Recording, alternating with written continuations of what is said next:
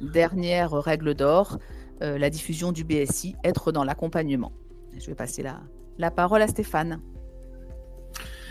Voilà, donc ce sujet-là est pas neutre en fait, parce que ce dont on se rend compte, c'est que nos clients anticipent leur BSI, prévoient leur BSI, travaillent dessus avec nous pendant quelques semaines ou quelques mois selon le projet, et ont un délai à respecter, un timing à respecter, une remise du BSI à respecter.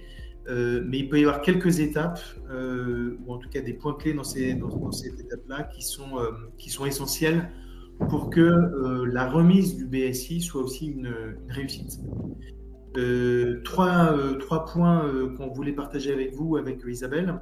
D'abord, c'est la partie timing. C'est à partir du moment où vous avez décidé de remettre à une date donnée votre BSI, s'assurer qu'effectivement cette date-là ne se télescope pas avec un moment de l'entreprise, un moment fort dans l'entreprise, voilà, une autre action pour qu'effectivement on ne puisse pas se dire que le BSI, la remise du BSI, ou en tout cas cet événement-là soit dilué par rapport aux efforts qui ont été faits pour pouvoir le produire et à ce que vous attendez comme objectif.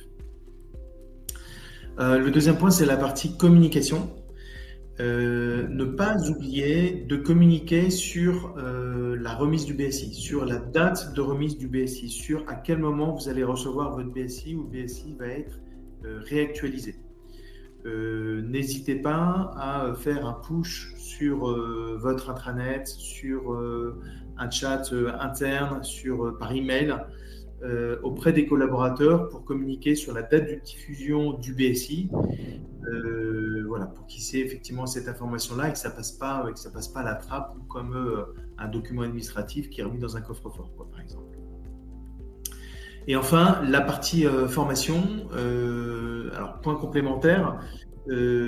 Souvent, en tout cas, c'est un retour qu'on a de certains de nos clients qui nous disent, bah voilà, on s'est rendu compte qu'on avait dans nos équipes des collaborateurs qui ont posé des questions sur leur BSI. Le responsable RH, le DRH, etc., n'était pas disponible à cet instant-là.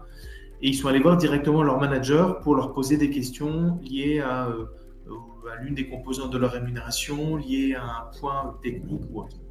Et le manager n'avait pas forcément les éléments de réponse ou n'a pas su donner avec clarté les explications au point attendu, en fait, point posé.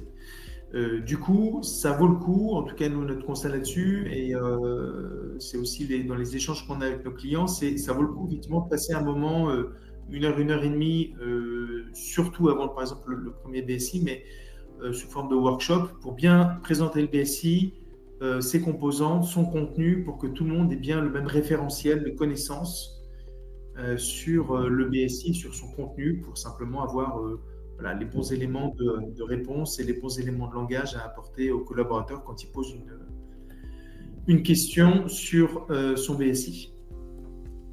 3 points clés à retenir par rapport à ça. D'abord, effectivement, c'est de choisir un timing stratégique pour la remise du BSI. Est-ce que c'est la revue salariale, une période avant les impôts où ensuite on se dit, bah voilà, on vous remet votre BSI, vous avez tous les éléments qui sont bien précisés en fait pour vous aider aussi dans votre déclaration peut-être. Bien briefer les managers.